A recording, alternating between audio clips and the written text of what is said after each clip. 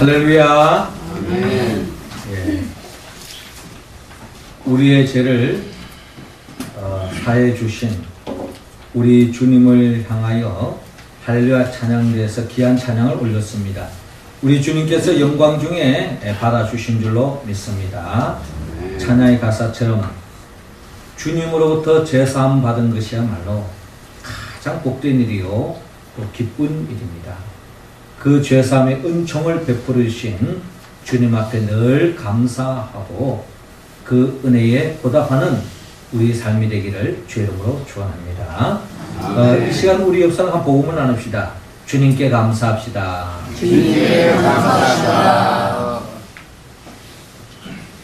예, 봄이 되어지면 새순이 돋아나고 또 거기에 꽃을 피우고 또 꽃과 벌 그리고 나비와의 만남을 통하여서 풍성한 열매 맺는 과정을 바라보면서 이러한 과정 속에서 우리가 간과할 수 있는 것이 하나 있다면 그것은 바로 물의 소중함입니다. 아무리 꽃을 피우고 벌이 날라온다 할지라도 식물들은 특별히 물이 공급되어지지 않으면 그 어떠한 식물도 살아갈 수 없습니다. 이것은 식물만이 아닙니다.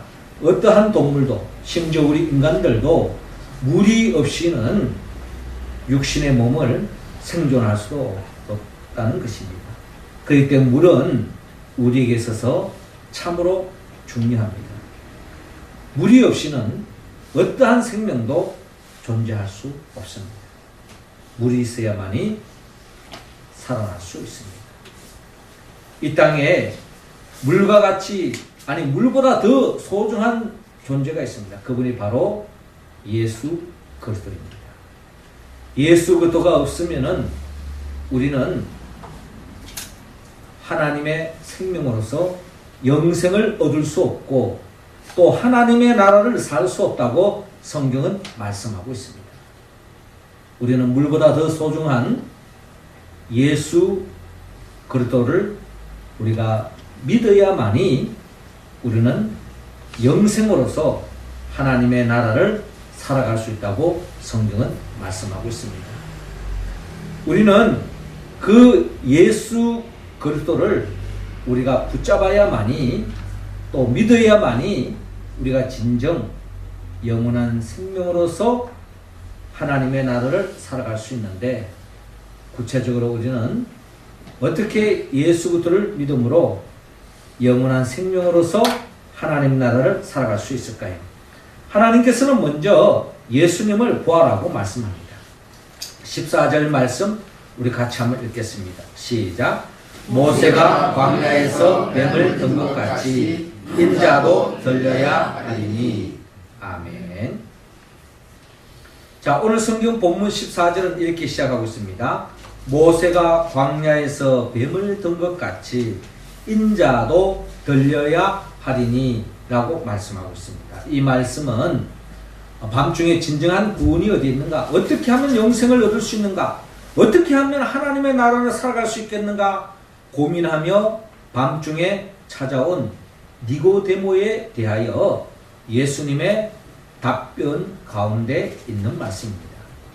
그 말씀은 예수님께서 모세가 광야에서 뱀을 든 것 같이 인자도 들려야 한다 라고 말씀하고 있습니다. 한마디로 예수님은 모세가 광야에서 뱀을 들었을 때에 그 뱀을 보는 자마다 살아날 수 있었던 것처럼 십자가에 매달려 죽으신 그 예수 그리스도를 바라보는 자만이 죄로부터 심판으로부터 구원받을 수 있다라고 하는 말씀으로서 오늘 주님께서 말씀하고 있습니다. 모세가 광야에서 뱀을 든 사건은 우리가 잘 아는 바 민수기 21장에 잘 나타나 있습니다. 민수기 21장에 보면 이스라엘 백성들이 하나님의 은혜로 출애굽을 하였고 하나님의 은혜로 구름기둥 불기둥의 인도함을 받아서 결국 광야를 통과하며 하나님의 은혜 속에서 출애굽을 하고 홍해를 건너고 만나와 메추라기를 공급받았던 그들이었지만 그들의 생각대로, 그들의 뜻대로, 그들의 계획대로 진행되지 않았을 때에 하나님이 세우신 모세를 원망하고 불평하고 궁극적으로 하나님께 원망하고 불평함으로 인하여서 결국 죄를 짓고 말았습니다. 이 죄로 인하여서 하나님께서 불뱀을 나오게 해서 많은 백성들이 불뱀에 물려서 죽음에 이르게 되었습니다. 이때 모세가 하나님 앞에 기도했습니다. 하나님, 이 백성들이 하나님 앞에 죄를 지어서 죽게 되었는데 살려주십시오. 간구합니다. 하나님께 살 길을 열어주십니다. 그 방법은 노스로 뱀을 만들어서 장대에 달아서 높이 매달아라. 그리고 높이 들어서 어떤 백성이라 할지라도 뱀에 물린 백성들이 그 녹뱀만 보기만 하면 뱀으로부터 독으로부터 죽음에 이르는 것이 아니라 살 수 있다라고 하나님께서 말씀하셨습니다. 모세가 순종하여서 녹뱀을 만들어서 장대에 높이 달았습니다. 백성들에게 증거했습니다. 하나님께서 말씀하셨다. 이 녹뱀만 보기만 하면 살 수 있다 라고 증거했을 때에 모세의 말을 믿었던 백성들은 순종하여서 녹뱀을 바라볼 때에 죽음에 이르렀던 백성들이 다시 살아나는 놀라운 역사가 민수기 21장에 잘 나타나 있습니다. 이것을 비유로 해서 예수님께서 광야에서 뱀을 든 것 같이 인자도 들려야 하리라 하는 이 말씀은 예수님도 이 녹뱀과 같이 이 백성들의 모든 이 땅의 모든 인류의 죄를 대신 짊어지고 십자가에 못 박혀 죽음을 통하여서 우리의 죄를 사해 주셨기 때문에 그 십자가에 매달려 죽으신 그 예수 그들을 바라봄을 통하여서 구원을 얻을 수 있다라고 주님께서 말씀하고 있습니다. 그렇습니다. 예수님께서 십자가에 매달려 죽으신 것은 우리의 죄를 사해 주기 위해서 십자가에 매달려 죽었습니다. 죄는 반드시 심판이 따라옵니다. 죄의 삭은 사망입니다. 그런데 이 죄로부터 자유로울 사람은 아무도 없다는 겁니다. 우리가 잘 아는 요한복음 8장에 보면은 현장에서 간음하다가 결국 율법의 이름으로 돌에 맞아 죽을 수밖에 없는 간음한 여인이 있었습니다. 많은 사람이 율법의 이름으로 돌을 불큰 집을 지고 그 여인을 정죄하고 돌로 쳐 죽이려고 했습니다. 그때 예수님께서 하신 말씀이 이 중에 죄 없는 자 먼저 돌을 던지라 라고 말씀하셨어요. 그때에 모든 사람들이 양심의 가책을 받고서 돌을 불큰 지었던 돌을 내려놓고 다 제갈 길로 가는 모습을 바라볼 수 있습니다. 그러면서 예수님께서 나도 너를 정죄하지 않으니 다시는 죄를 짓지 말라 라고 주님께서 말씀하셨습니다.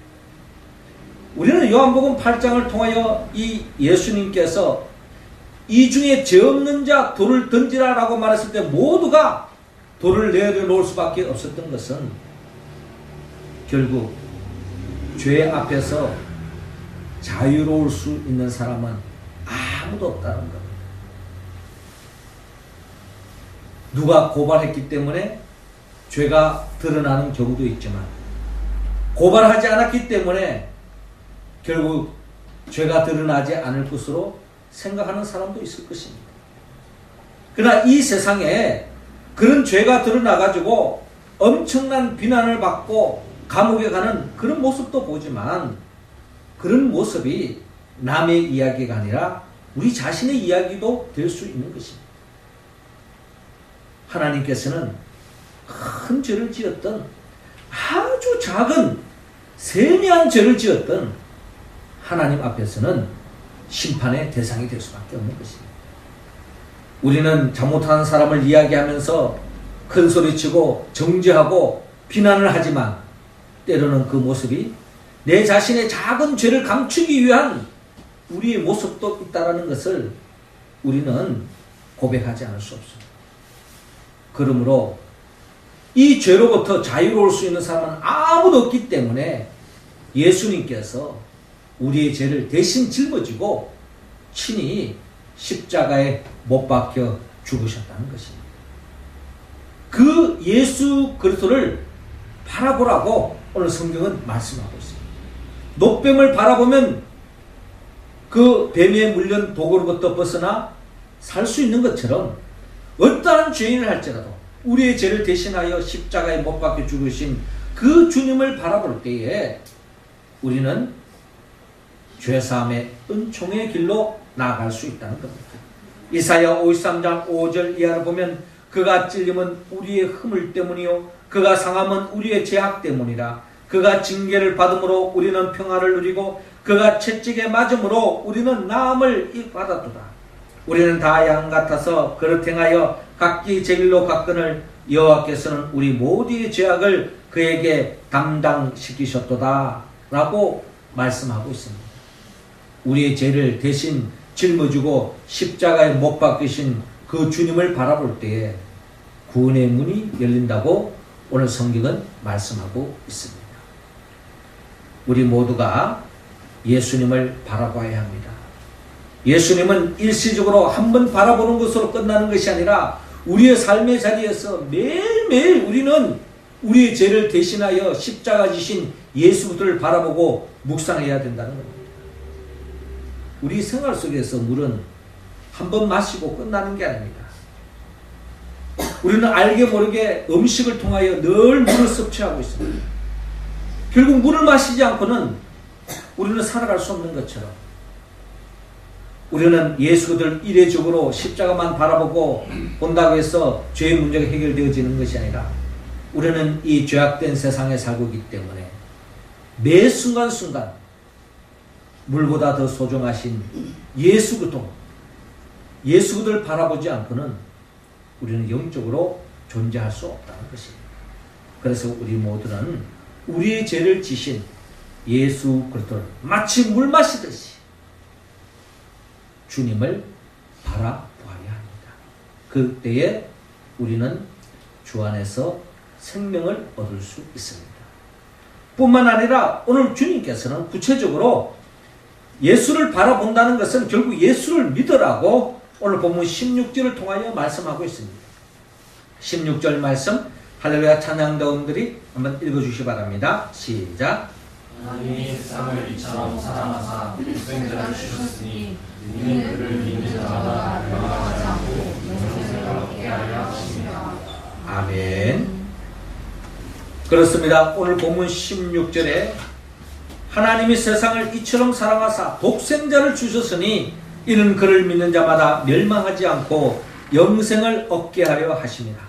하나님이 그 아들을 세상에 보내신 것은 세상을 심판하려 하심이 아니요 그로 말미암아 세상이 구원을 받게 하려 하심이라 라고 말씀하고 있습니다. 하나님이 세상을 이처럼 사랑하사 독생자 예수 그리스도를 보내주셨다라고 말씀하고 있습니다. 이는 그를 믿는 자마다 멸망하지 않고 영생을 얻게 하는 것. 이것이 바로 하나님이 이 땅에 예수 그리스도를 보내신 목적이라는 것입니다. 주님께서 교회를 세우신 목적 또한 우리 모두를 멸망하지 않고 영생을 얻게 하기 위해서 주님께서 교회를 세우셨다는 것입니다. 우리에게 영생의 길로 인도하기 위하여 하나님의 말씀을 주셨고 예수 그리스도를 이 땅에 보내주셨다는 것입니다. 그래서 누군가가 성경 66권을 지박해서 딱 한 요절을 붙잡는다면 어떤 말씀을 붙잡겠는가 라고 이야기할 때에 많은 신학자는 이구동성으로 이야기합니다. 요한복음 3장 16절 하나님이 세상을 이처럼 사랑하사 독생자를 주었으니 이는 그를 믿는 자마다 멸망하지 않고 영생을 얻게 하려 하심이라 라고 말씀하고 있습니다. 그렇습니다. 종교개혁자 마틴 루터는 이 구절이야말로 작은 복음이다 라고 말씀하셨고, 또 어떤 분은 이 요절이야말로 성경 66권의 성경의 축소판이다 라고 그렇게 말씀하고 있습니다. 그렇습니다. 하나님이 예수 그리스도를 이 땅에 보내신 이유는 우리를 죽음에서부터 죄로 말미암아 멸망할 수밖에 없는 우리를 구원시키기 위해서 독생자 예수 그리스도를 이 땅에 보내주셨다라고 성경은 말씀하고 있습니다.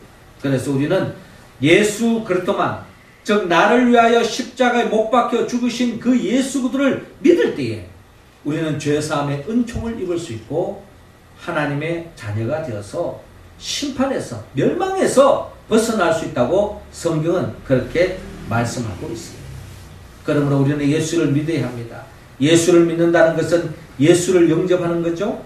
요한복음 1장 12절에 영접하는 자, 곧 그 이름을 믿는 자들에게는 하나님의 자녀가 되는 권세를 주셨다고 말씀합니다. 예수 그리스도를 영접한다는 것은 예수님 중심으로 사는 것입니다. 예수님의 통치함을 따르는 것입니다. 예수님의 명령에 순종하는 것입니다. 주님의 말씀에 철저하게 순종하며 살아갈 때에 우리의 삶 속에 하나님의 나라로서 영생이 시작된다고 성경은 말씀하고 있습니다. 사도행전 4장 12절은 우리에게 말합니다. 다른 이로서는 구원을 받을 수 없나니 천하 사람 중에 구원을 받을 만한 다른 이름을 우리에게 주신 일이 없음이라 하였더라 라고 말씀하고 있습니다. 예수 그리스도만이 우리의 죄로부터 구원할 수 있는 유일한 분이라는 것을 성경은 말씀하고 있습니다. 우리 모두가 예수 그리스도를 믿음으로 우리가 구원을 얻는데, 믿음은 이 또한 일회성으로 끝나지 않습니다. 내가 한때 믿었노라, 그거 구원과 관계없습니다. 우리는 매 순간순간 삶의 자리에서 예수 그리스도를 영접하고 예수 그리스도를 믿고 주님 중심의 삶을 살아갈 때에 우리는 영생을 얻을 수 있고 하나님의 나라를 매일 살아갈 수 있습니다. 마치 물 마시듯이 물이 없이는 우리가 살 수 없는 것처럼 물보다 더 소중하신 예수 그리스도를 믿음으로 영원한 생명을 우리가 다시 한 번 더 붙잡고 그 생명에 잇대어 살아가는 우리 모두가 되기를 주의 이름으로 축원합니다. 마지막 세 번째로 예수님을 따르라고 말씀합니다. 21절 우리 같이 한 번 더 읽습니다. 시작. 진리를 따르는 자는 빛으로 오나니 이는 그 행위가 하나님 안에서 행한 것임을 나타내려 함이라 하십니다. 아멘. 자, 오늘 본문 20절을 보니까 악을 행하는 자마다 빛을 미워하여 빛으로 오지 아니하나니 이는 그 행위가 드러날까 함이요 라고 말씀하고 있습니다. 이어서 21절에 진리를 따르는 자는 빛으로 오나니 이는 그 행위가 하나님 안에서 행한 것임을 나타내려 함이라 하시니라 라고 말씀하고 있습니다. 우리는 여기에서 우리는 예수님을 따라야 하는데 우리가 따라야 할 예수님은 어떤 분이냐? 그분은 오늘 보면 20절에 그분은 바로 빛이다 라고 말씀합니다. 21절에는 바로 그분이 바로 진리다. 우리의 진리가 되시고 우리가 빛이신 그 주님을 따라가야 한다는 것입니다. 그런데 많은 사람들이 빛이요 진리이신 예수님을 따라가지 않고 있다는 겁니다. 그 이유가 20절에 악을 행했기 때문에. 그 악을 행한 사람은 빛이요 진리이신 예수께로 나아갈 수 없습니다. 왜냐하면 그 주님 앞에 서면은 자신의 지난날의 죄악의 행위가 다 드러나기 때문에 결국 주님을 멀리할 수밖에 없고 주님을 외면할 수밖에 없는 것이 악을 행하는 사람, 주님을 알지 못하는 사람의 모습이라는 것입니다.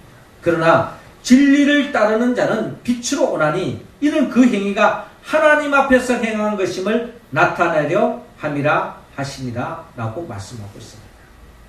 하나님 안에서 행한 것이라는 것은 하나님 앞에서 행하는 것이다. 이렇게 표현하는 것이 아마 더 이해하기 쉬울 것입니다. 그러니까 빛이요 진리 되신 예수님을 따라가는 사람은 하나님 앞에서 삶을 살아간다는 것입니다. 하나님 앞에서. 하나님 앞에서 살아가야 되는데 하나님 앞에서 살아가는 인생은 하나님을 두려워할 줄 알기 때문에 이 세상 그 누구보다도 하나님을 두려워하는 사람, 하나님을 두려워하는 사람은 죄악의 길로 가지 않는다는 겁니다. 악한 길로 가지 않는다는 겁니다. 하나님을 우습게 여기는 사람, 하나님의 존재를 인정하지 않는 사람은 결국 자기 마음대로 살아갑니다. 하나님을 인식하지 않기 때문에 사람이 보지 않으면 CCTV가 없으면 내 마음대로 행하는 것이 사람의 속성이랍니다. 결국 그런 사람은 심판의 대상이 될 수밖에 없습니다. 그러나 하나님을 무서워하고 하나님 앞에 사는 인생은 누가 사람이 보든 안 보든 CCTV가 보이든 안 보이든 정직한 믿음의 길을 걸어간다. 이것이 바로 주님을 따라가고 빛이신 주님을 따라가는 삶의 특징이다 라고 성경은 말씀하고 있습니다. 그런데 문제는 우리가 하나님 앞에 산다고 하지만 하나님 앞에 살면서도 우리가 죄를 지을 수 있습니다. 일찍이 믿음의 성대 다윗도요, 하나님을 믿고 하나님을 따라가는 인생이었지만 하나님 앞에 사는 인생이었지만 그가 보디발의 아내를 범함으로 인하여서 우리아의 아내를 범함으로 엄청난 죄를 짓고 말았습니다. 우리가 잘 아는 예수님의 12제자를 보더라도요, 그 12제자는 다 주님을 따라갔던 사람인데 그 주님을 따라가는 삶 속에서 그들 또한 죄를 범했습니다. 어떤 죄를 범했습니까? 가룟 유다는 예수님을 은 30냥에 팔아넘겼습니다. 그리고 베드로를 비롯한 11제자들은 결국 예수님을 부인하고 배반하고 말았습니다. 다 죄를 짓고 말았습니다. 주님을 따라간다고 하면서 주님을 따라갈 때에 보리떡 5개와 물고기 2마리 5,000명을 먹일 때에 아마 제자들은 신나게 주님을 쫓아갔을 거예요. 주님을 따라오니 참 좋은 일이 많구나. 물로 포도주를 만들 때, 병든 자를 치유할 때, 죽은 자를 살릴 때 아마 주님을 따라오는 것이 너무나도 자랑스럽고 행복했을 겁니다. 그런데 예수님께서 하나님의 뜻을 이루기 위하여 십자가의 길을 걸어갔을 때에 십자가에 못 박혀 죽기 전에 제자들은 다 주님을 배반하고 제 갈 길로 가버리고 말았습니다. 이런 엄청난 죄를 저지르고 말았습니다. 그런데 문제는 그럼에도 불구하고 끝까지 예수님을 따라가는 사람과 따라가지 않는 사람의 차이점은 결국 가룟 유다는 훗날에 자기 자신의 잘못을 깨닫게 되어졌을 때에 그 죄책감에 사로잡혀서 목을 매달고 죽고 말았습니다. 이게 바로 인간의 모습이라는 겁니다. 악을 행하는 자는 빛을 미워하여 빛으로 나오지 아니할 뿐만 아니라 그 행위가 드러날까 싶어서 도망가지만 그 도망의 끝자리에서 도피하는 방법은 스스로 목숨을 끊는 겁니다. 내가 죽으면 다 끝나는 게 아니냐, 내가 죽으면 이 창피로부터 벗어날 수 있지 않겠느냐 라고 하는 생각 끝에 스스로 죽음을 택한 것이 바로 가룟 유다의 삶의 모습이었습니다. 그러나 우리가 잘 아는 것처럼 베드로를 비롯한 11제자들은 주님 앞에 자기 자신의 잘못을 뒤늦게 깨달았을 때에 철저히 회개하고 주님 앞에서 새롭게 설 수 있는 기회가 주어졌습니다. 그것은 빛이요 진리신 예수 그리스도께서 제자들이 회개했을 때 다 용서해 주셨기 때문에. 요한일서 1장 9절에 만일 우리가 우리의 죄를 자백하면 그는 미쁘시고 어로오사 우리 죄를 사하시며 우리를 모든 불의에서 깨끗하게 하실 것이요 라고 말씀하고 있습니다. 그렇습니다. 우리가 믿음이 없는 가운데서도 죄를 지을 수 있습니다. 그러나 우리가 믿는 성도로서도 죄를 지을 수 있는 가능성이 우리에게는 열려져 있다는 겁니다. 근데 그 죄로부터 노출되어졌을 때 우리가 해야 할 일은 뭐냐? 먼저 주님 앞에 철저하게 회개하는 삶. 이것이야말로 예수님을 따라가는 삶의 모습이라는 겁니다. 주님은 우리에게 분명히 약속합니다. 어떤 죄를 지었다 할지라도 주님 앞에 회개 자복하는 그 죄는 주님이 용서해 주신다는 겁니다. 그러나 우리는 하나님으로부터 주님으로부터 용서함을 받았지만 내가 잘못한 그 사람으로부터 용서받지 못할 수도 있습니다. 끝까지 정죄하고 비난하고 또는 책망할 때도 있습니다. 그러나 그것을 우리는 이겨나가야 합니다. 그것이 바로 예수님을 따라가는 삶의 자세라는 겁니다. 예수님께서 하나님의 뜻을 받들어 끝까지 조롱과 비난을 받으며 고난의 언덕을 넘어 십자가에 못 박혀 죽었을 때에 하나님께서 능력으로 예수 그리스도를 부활의 생명으로 이끌어 주었던 것처럼 우리가 비록 잘못을 하여 세상으로부터 지탄을 받고 조롱을 받고 비난을 받는다 할지라도 하나님 앞에 철저히 용서함을 받고 또한 그 모든 조롱과 순환과 역경을 이겨나가는 사람은 결국 하나님께서 축복의 길로 인도해 주신다는 겁니다. 그리고 하나님은 그런 사람들이 그 어려움을 이겨나갈 수 있도록 힘을 주신다고 성경은 약속하고 있습니다. 이 증거가 바로 예수 그리스도라는 것입니다.